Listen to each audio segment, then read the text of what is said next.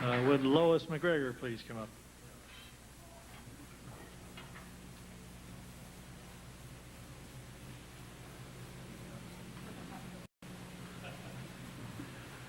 Lois was the third of 7 MacGregor children born to Patricia and Ian. Shortly after her birth in Halifax in 1948, she showed signs of wanting to devote her life to education. Known by her elder siblings Rod and Heather as a goody two-shoes, she rarely disobeyed her parents. As a 4-year-old, however, she did manage to escape her mom's watchful eye and made her way across the heavily traveled intersection of Duffus and Agricola because she knew she was ready for school even if the antiquated Nova Scotian law said otherwise. When she did get there legally, she proved herself an outstanding student, winning the Edith Cavell Award given each year at the QEH graduation to the outstanding female graduate. It eventually stood on the mantle with those won by each of the other MacGregor girls, Heather, Molly, and Helen. She went on to be an outstanding student at Dal, graduating with first-class honors in physical education and then receiving her MSc degree in health ed from the University of Illinois. This strong feminist seated before you, this woman who single-handedly saw the Dal women athletes were referred to in the media as the Tigers rather than the Tigerettes. And this woman who single-handedly had the men's and women's volleyball teams flip-flop their matches so that the women's match would be the later featured match half the time, doesn't like to be reminded that she was once voted phys ed queen.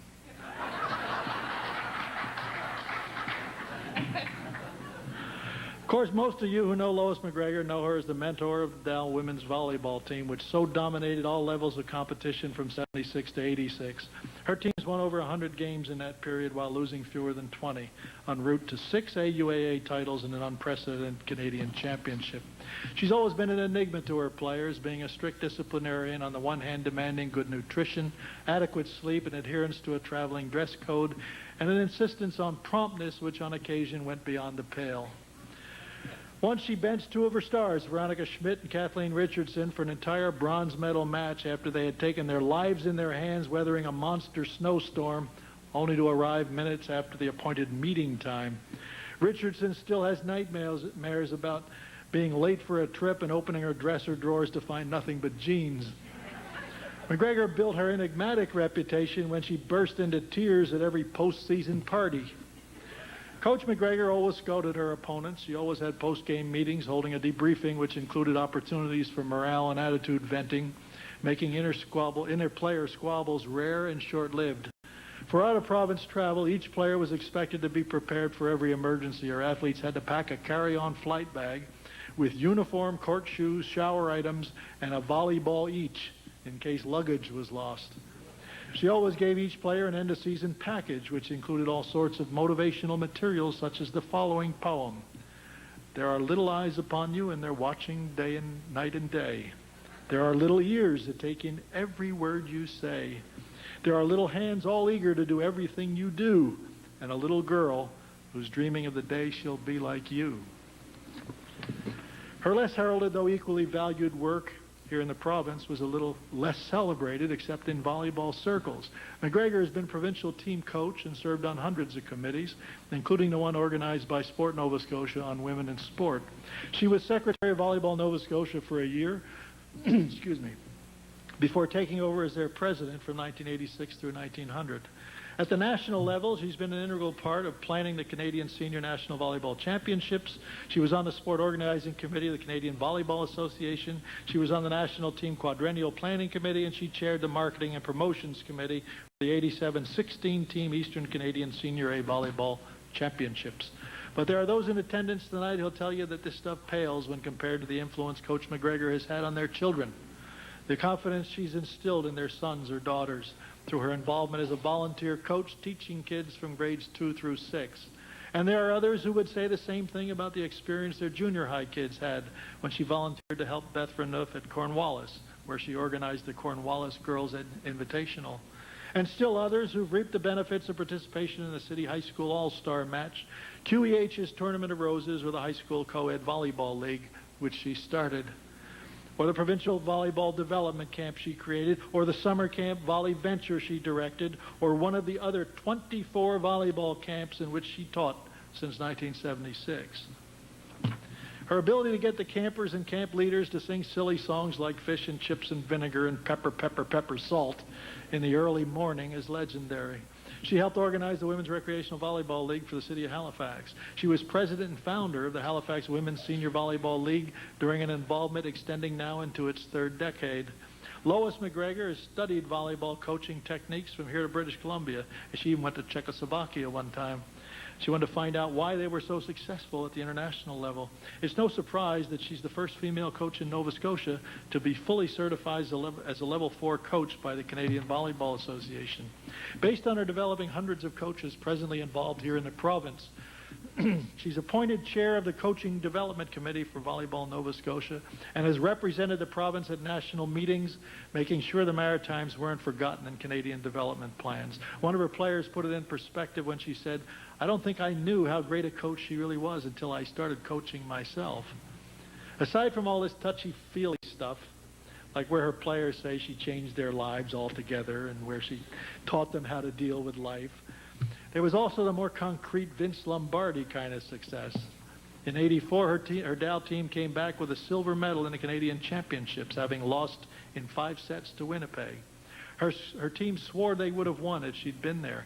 Coach MacGregor had timed her pregnancy so she'd give birth to Megan right after the season was over. But the season became extended when Dal made the national playoffs. Her most memorable win came in '82, the year Dal fought their way through the tougher of the two brackets and found themselves facing favored Calgary in a match which would determine the Canadian champion. Dal had a very deep squad, which had been well prepared by 4 out-of-region tournaments, none of which they had won, by the way.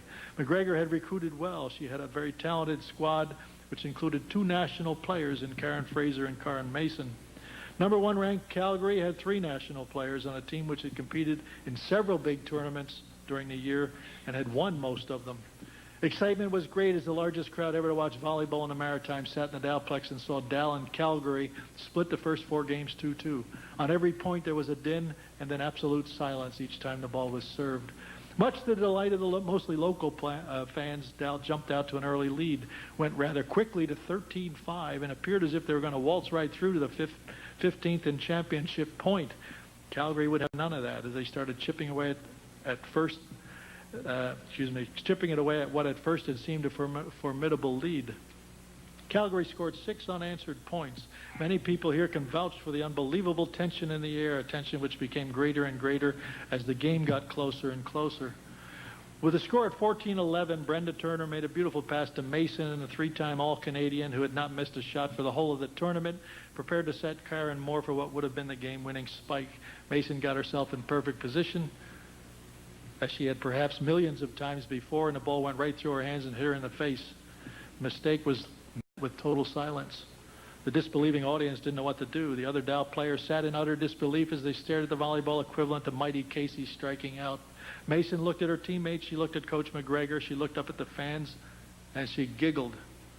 Calgary never had a chance after that. Dal won the serve back on the next point and put the game away to become the first maritime team in history to win the CIAU volleyball title. Times were never better in maritime volleyball. Lest you think all of MacGregor's volunteer work has gone unrewarded, please be assured that this is not the first award she's received. She was twice named Dal Coach of the Year, 4 times AUAA Volleyball Coach of the Year. She was 4 times a finalist for CIAU Volleyball Coach of the Year. She has received the Sport Nova Scotia Service Award, 3 awards of recognition from the province, a volunteer citation from the Chronicle Herald, and the Women's Recognition Award from the YWCA. She was assistant coach of the Canadian women's team at the World Student Games in Edmonton. Her players say no other coach so believed in the abilities of her athletes. None treated all athletes in such a positive way. None accentuated the positive, eliminated the negative, and ignored Mr. In-Between like Coach Lois MacGregor. One said she showed us snow in Vancouver, a Mennonite farm in Kitchener, Le Bonhomme in Quebec, the Rockies of Alberta, and she made us kiss a cod in Newfoundland.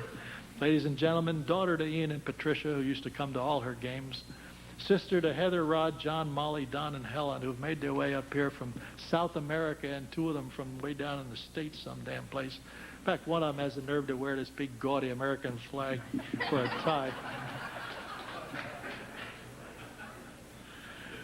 Blood mother to Angus and Megan, second mother to thousands of athletes who still refer to her as a home away from home, wife to her most ardent fan, George Ruland, a woman, they say, in addition to teaching them all about volleyball, also taught them how to be women and how to be mothers. The extremely demanding, extremely caring, extremely successful, frequently tearful Coach Lois MacGregor.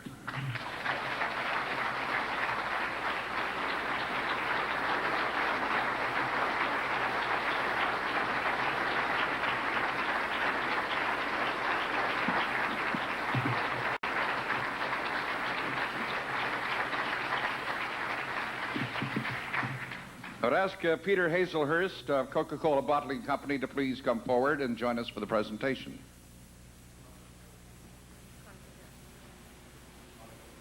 Peter here?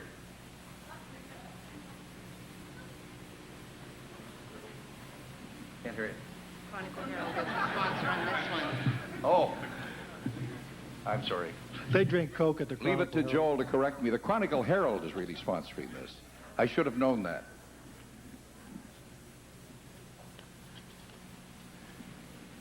Pam Noss, please, promotion manager of the Halifax Chronicle Herald and Mail Star and the Sunday Herald.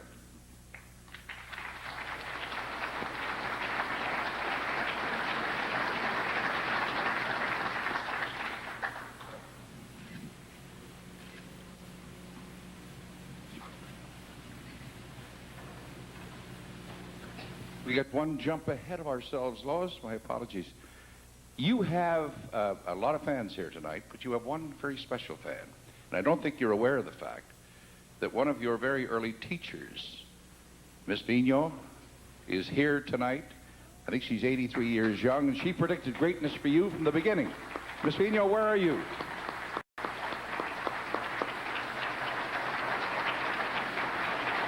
There she is. She was my junior high coach. She did a good job. Set you on the right track. Lois, so much success. It's been said of Lois MacGregor that she always encouraged individual excellence, and yet team concept was the bottom line. Yes. Maybe that didn't make you unique, but it certainly made you successful. Yes. That the team was always important, but that I looked out for each individual as they were and made them part of the team. You have had a hand in the development of some tremendous athletes over the years, and teams. Yes, some wonderful young women, and of course all the kids that I taught in the camps. Any of those teams that perhaps you could now look back and say they overachieved? That's teams that perhaps you didn't expect were going to do as well as they did. Well, I guess I thought every year that we could do well if everybody was developed and if we had the fighting spirit. And yes, I think some years when I started that season, I'd think, well, I don't know how we're going to do. We're going to try to do as well as we can. And then they did, by believing in them, they did overachieve what I had believed they could do. Okay, the state of volleyball in Nova Scotia in 1998, are you happy with it? Oh, yes. Volleyball is certainly growing and has certainly grown from when I was a player. And I see great development and great young coaches coming, and old coaches like Beth and me that are still doing it. And doing it so well, and you're still handling all those duties that Sandy so expertly outlined. That's a tremendous workload. Yes, yeah, but it's fun. You've had great balance in your life, too. Lois, congratulations again, and continued success and many more years of great coaching. Thanks, Pat, and thanks to all my family who are here tonight. Thanks, Lois. Lois MacGregor, ladies and gentlemen.